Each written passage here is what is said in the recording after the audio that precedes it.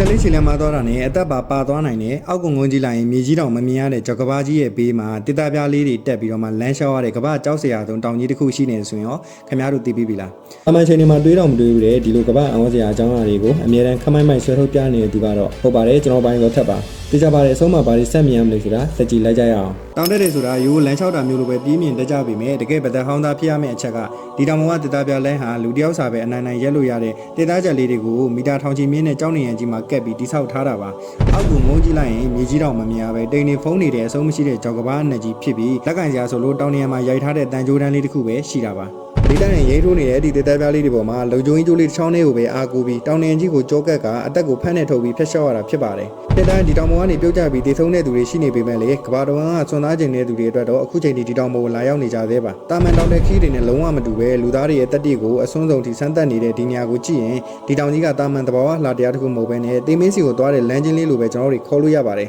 ကဲလို့ခင်ဗျားတို့ဒါဒီဟွာဆန်းတောင်ကြီးကိုကြောက်သွားခဲ့ရင်အဲ့ဒီကြောက်ကဘာဘေးကနေတစ်သားပြားလေးပေါ်မှာလမ်းလျှောက်ရဲပါမလားခေါင်းထဲပေါ်လာတဲ့ဖြေကိုကွန်မန့်မှာတစ်ခုခုပြောပေးသွားနိုင်ပါတယ်အဆုံးထိကြည့်ရှုပေးတဲ့တယောက်ချင်းစီတိုင်းကိုကျေးဇူးတင်ပါတယ်